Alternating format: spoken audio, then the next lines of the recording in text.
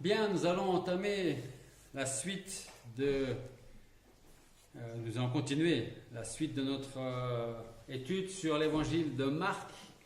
Et ce matin, nous allons commencer le chapitre 2 de l'évangile de Marc. Donc je vous invite à ouvrir vos Bibles en Marc chapitre 2 et nous allons lire ensemble les 12 premiers versets.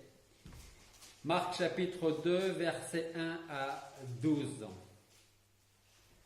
Alors, rappelez-vous que dans les premières études du premier chapitre, Marc nous a parlé de l'autorité, de la puissance du Seigneur, et dans ce chapitre 2, Marc va nous faire découvrir l'autorité que Jésus possède, qu'il détient, et qui lui permet non seulement de guérir les malades, mais aussi de pardonner les péchés.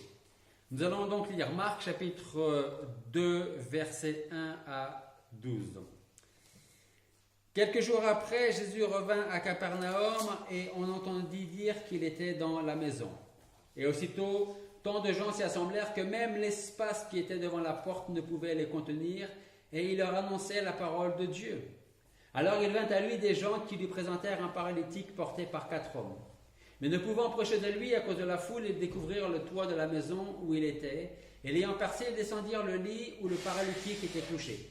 Alors Jésus, voyant leur foi, dit au paralytique, « Mon fils, tes péchés te sont pardonnés. » Et quelques scribes qui étaient assis là raisonnaient ainsi en leur cœur. « Pourquoi cet homme prononce-t-il encore ou ainsi des blasphèmes? Qui peut pardonner les péchés que Dieu seul ?» Et Jésus, ayant connu aussitôt que par son esprit qu'ils raisonnaient ainsi en eux-mêmes, leur dit, « Pourquoi avez-vous ces pensées dans vos cœurs? Lequel est le plus aisé? De dire à ce paralytique, tes péchés te sont pardonnés, ou de lui dire, lève-toi, prends ton lit et marche.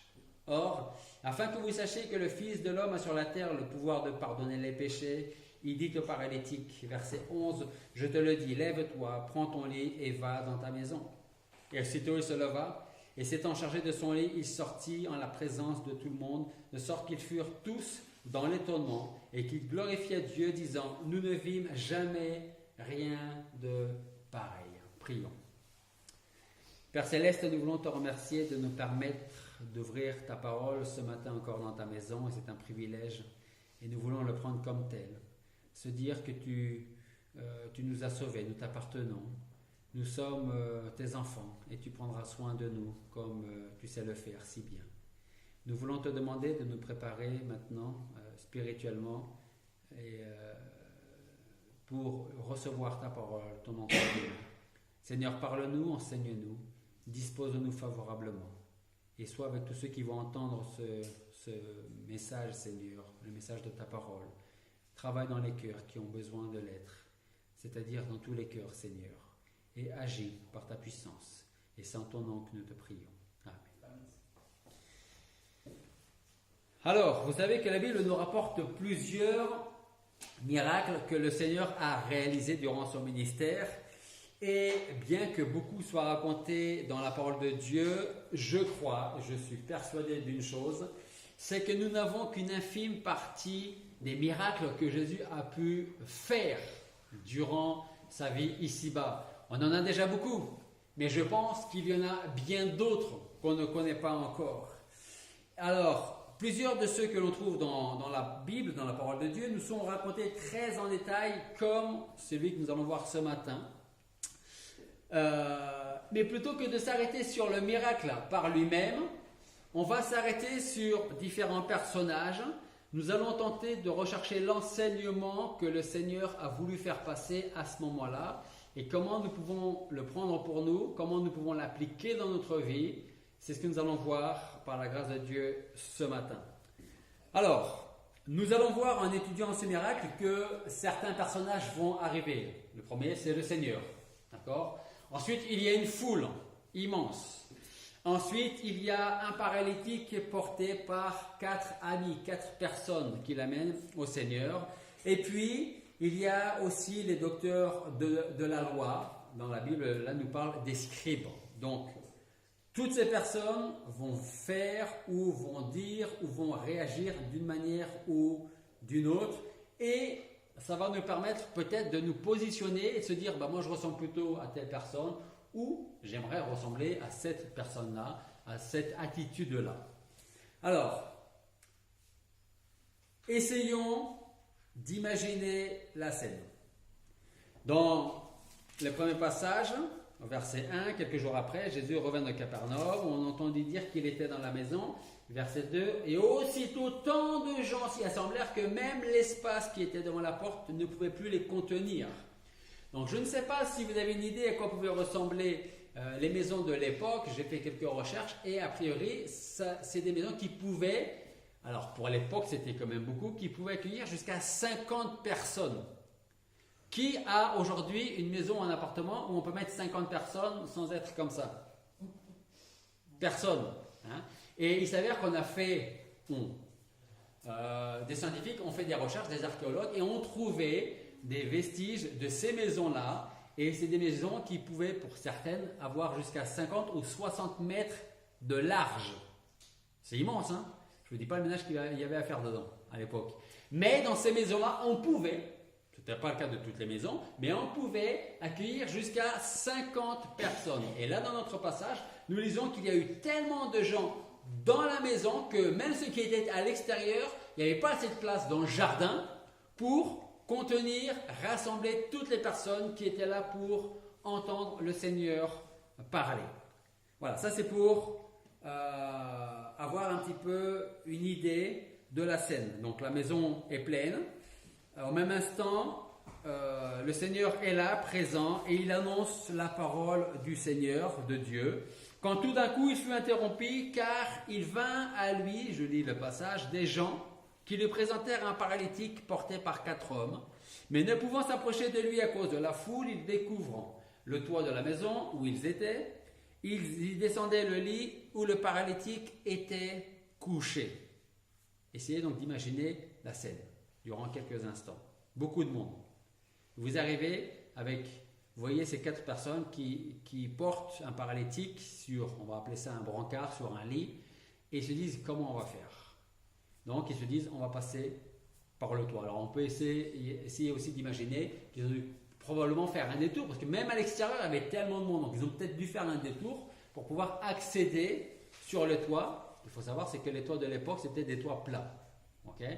Et pour certaines, les toits, pour certaines maisons il y avait des poutres, et entre les poutres, on y mettait de la terre et de la paille, et c'était très facile à découvrir pour passer par exemple, des grains ou d'autres choses qui ne passaient pas par la porte. Donc on découvrait en partie, on faisait passer ce qu'il fallait passer, et puis on recouvrait à nouveau. Donc c'est pour ça qu'ils se sont dit, on va passer par le toit.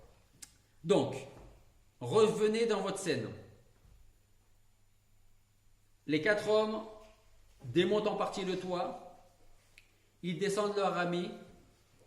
Et là, tous, sans exception, rappelez-vous Marc chapitre 1, tous sans exception n'attendent qu'une seule chose, que le Seigneur guérisse le paralytique. Mais ce n'est pas ce que le Seigneur va faire. En tout cas, pas dans un premier temps. Et ça me fait penser à la semaine dernière, le lépreux. Christ aurait pu dire « Je te purifie, je te lave » et ensuite le toucher. Il a fait quelque chose que les hommes n'auraient jamais fait. Et là, il va faire exactement la même chose. Chacun attend à ce que, certainement, le Seigneur se lève, peut-être s'il était assis, et qu'il vienne vers le paralytique, qu'il le touche, qu'il lui dise des choses, et qu'il se relève. Donc, tous, sans exception, attendaient ça, la guérison du lépreux, mais ce n'est pas ce que le Seigneur a fait dans un premier temps. Imaginez, pour comprendre la scène, vous avez un enfant, vous avez un parent, un ami vraiment très proche qui est malade. Vous apprenez Cacaor, vous avez un grand professeur en médecine qui vient et ce professeur en question peut guérir votre enfant, votre parent, votre ami très proche. Vous prenez rendez-vous avec lui, vous avez de la chance, vous avez pris un rendez-vous rapidement, vous avez un rendez-vous rapidement. Il vous reçoit dans son cabinet, vous êtes impatient de l'entendre dire « Oui, je peux guérir votre enfant, votre parent, votre ami ». et voilà ce que je vais faire, voilà ce que l'on va faire. Ça, c'est ce que vous allez attendre. Sauf que le médecin en question vous dit, il a besoin d'être pardonné de ses péchés. S'il vous dit ça, qu'est-ce que vous allez dire, vous? Qu'est-ce que vous allez penser? Vous allez peut-être vous dire, je suis venu voir un grand professeur parce que je pense qu'il est capable de guérir la personne en question, et moi je m'attends à ce qu'il me dise, j'ai le remède, on va le guérir, et lui au contraire il me dit, il a besoin d'être pardonné de ses péchés. Qu'est-ce qu'on va dire? Comment allons-nous réagir? Qu'allons-nous faire? L'homme de notre passage en Marc était incapable de se déplacer par lui-même, et cela est une excellente image de l'incapacité de l'homme dans son incapacité spirituelle à pouvoir et même à vouloir s'approcher du Seigneur Jésus-Christ.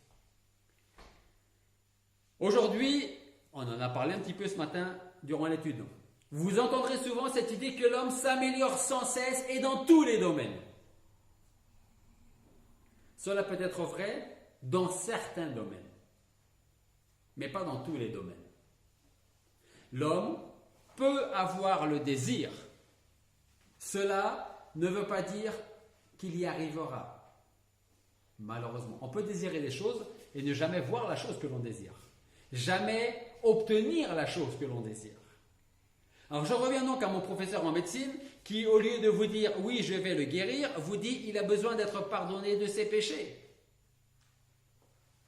Allez-vous réagir comme les scribes dont Marc parle dans notre passage, versets 5, 6 et 7. Nous lisons « Alors Jésus, voyant leur foi, dit au paralytique « Mon fils, tes péchés te sont pardonnés ». Et quelques scribes qui étaient là, assis là, raisonnaient ainsi en leur cœur en disant « Pourquoi cet homme prononce-t-il ainsi des blasphèmes? Qui peut pardonner les péchés que Dieu seul ?» Et c'est une très bonne question.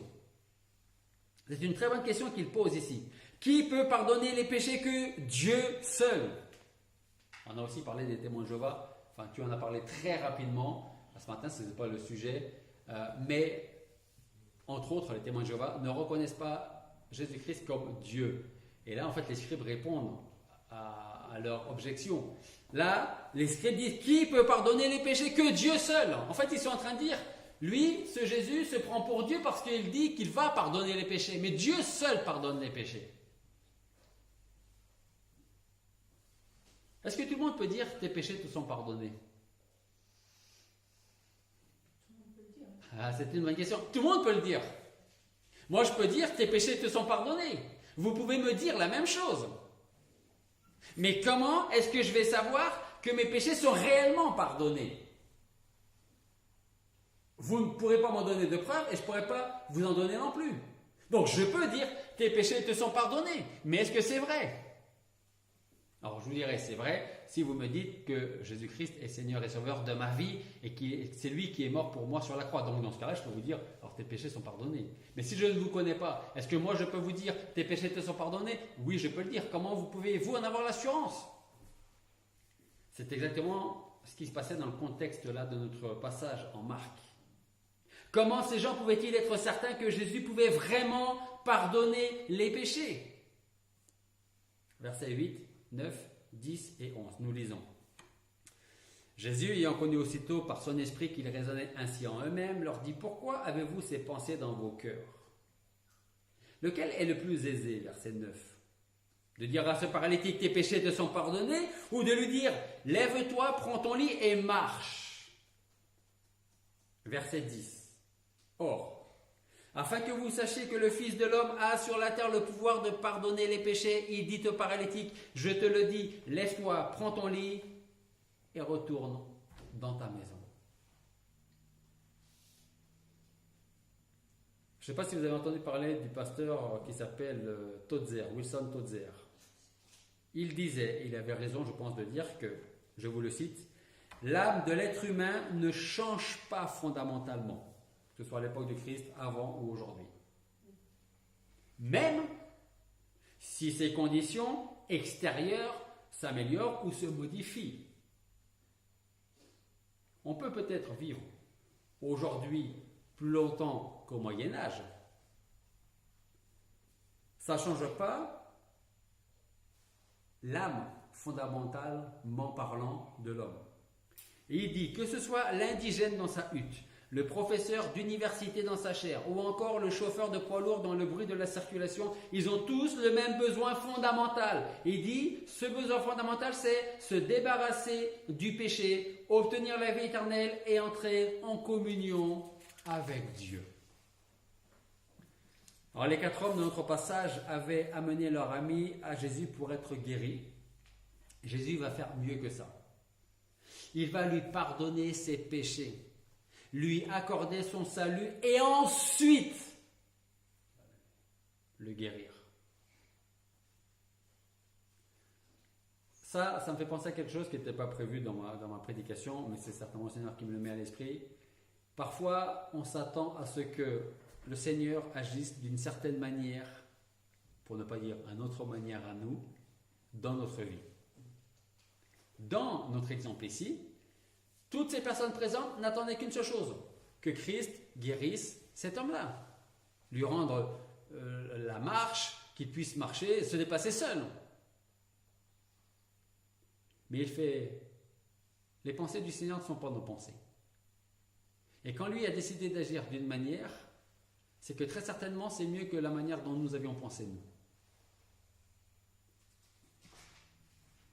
Avons-nous la même détermination envers ceux que l'on appelle nos amis, nos voisins ou nos proches? Repensez pendant quelques secondes à ces 4 hommes. S'ils étaient restés dans la maison où le Seigneur était, à écouter ce que Christ disait, est-ce qu'on aurait pu leur reprocher cela?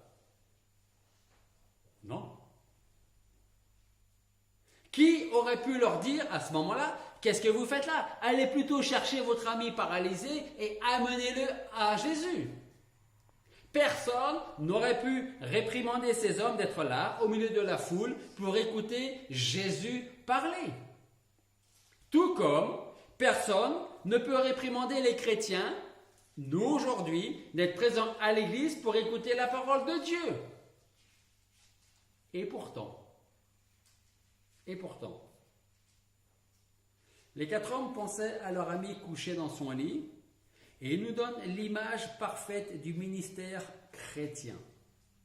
Et je ne parle pas du ministère pastoral, je parle du ministère chrétien, c'est-à-dire le mien comme le vôtre, et comme celui de tous les chrétiens d'ailleurs. Oui, nous pourrions rester là à écouter Jésus parler. Mais nous avons un ami qui a besoin de l'entendre aussi. Nous pouvons avoir au plus profond de nous le désir de voir venir à Christ des gens que nous avons dans le cœur.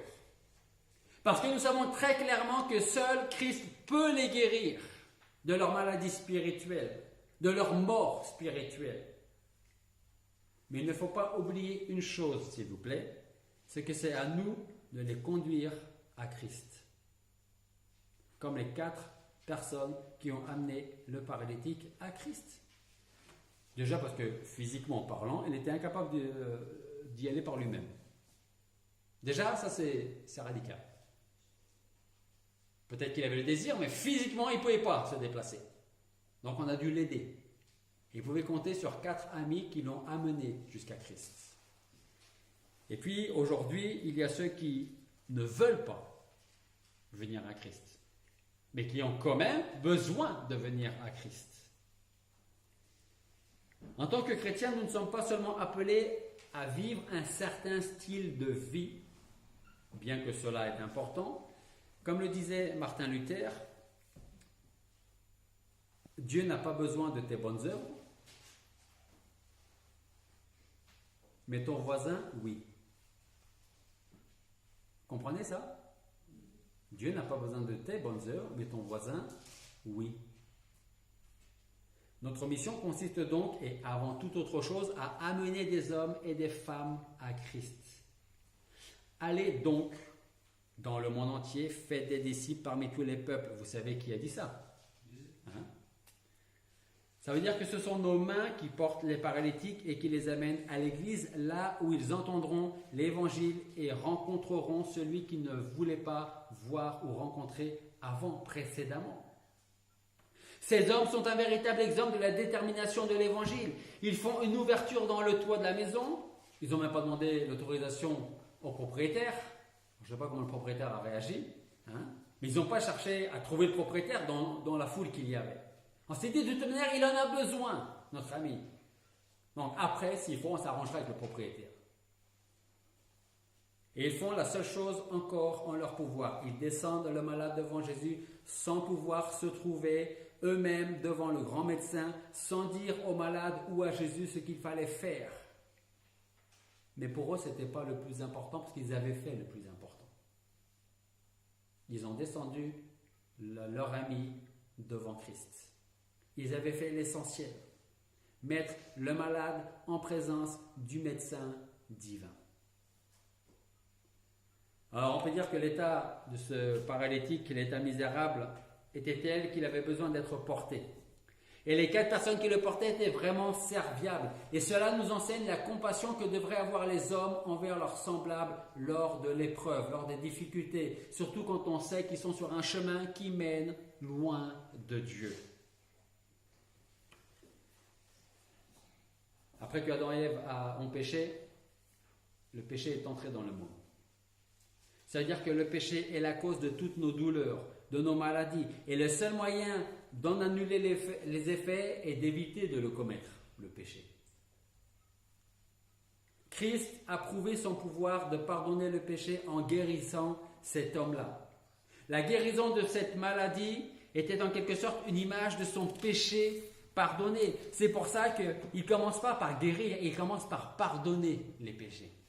Et pourquoi est-ce qu'il le fait? Parce qu'il a l'autorité pour le faire. Parce qu'il a la puissance pour le faire. Et c'est pour ça que les autres à côté disent, mais il se prend pour qui? Parce que seul Dieu peut pardonner les péchés. Ça tombe bien, il est Dieu. Alors quand nous voyons Christ opérer ainsi pour la guérison des âmes, nous devons reconnaître que on n'a jamais vu une chose pareille.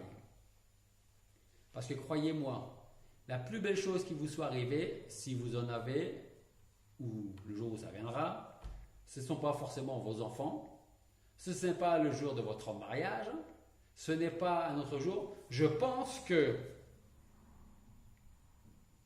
la plus grande et merveilleuse chose, c'est le jour où Christ vous a sauvé. Parce qu'on rentre dans la famille de Dieu. La plupart des hommes pensent qu'ils sont en bonne santé, ils ne ressentent pas le besoin d'aller consulter un médecin. Et de même, sur le plan spirituel, ils ne veulent pas de Christ. Venir à Christ, pourquoi? Je suis bien, j'ai un bon travail, une bonne famille, une bonne voiture, je suis bien, en bonne santé. Pourquoi? Et ça peut se comprendre. Pourquoi est-ce que je viendrais à Christ puisque j'ai tout ce que j'ai besoin? Il y a du travail à faire, hein?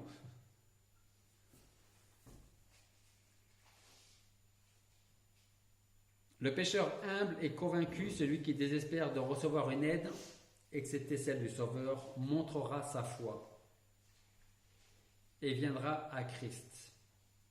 Et là, pendant juste quelques instants, je vais m'attarder sur une conclusion importante. Jésus connaissait et surtout voyait la foi de ces hommes.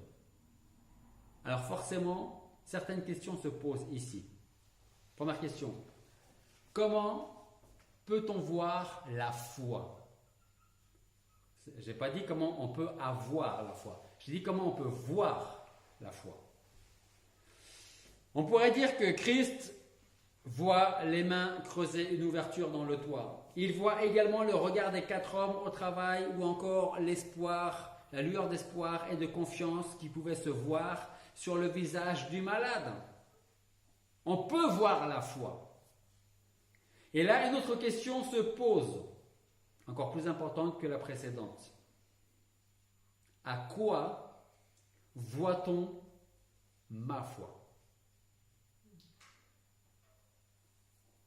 Quels sont les signes visibles de ma confiance en Jésus? Parce que quand vous dites à quelqu'un « je fais confiance à Jésus », vous ne lui montrez pas votre foi.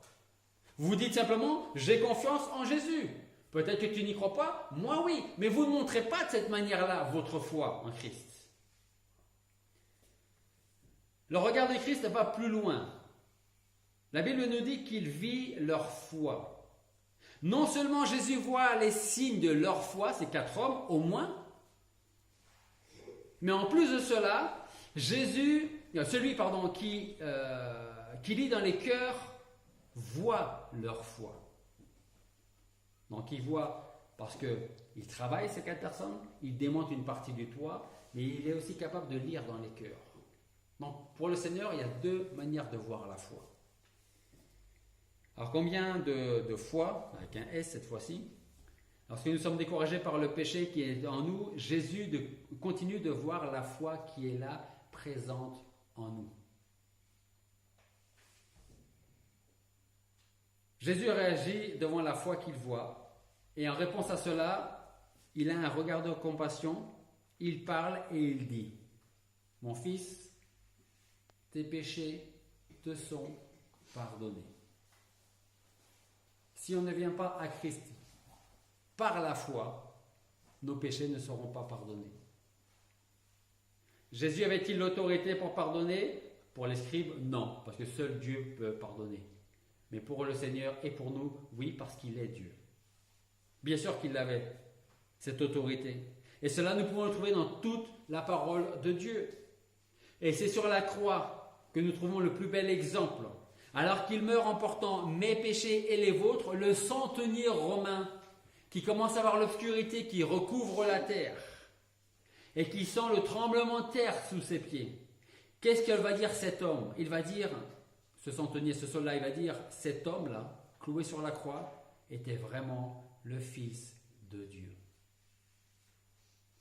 Jésus possède réellement l'autorité de pardonner les péchés parce qu'il est Dieu.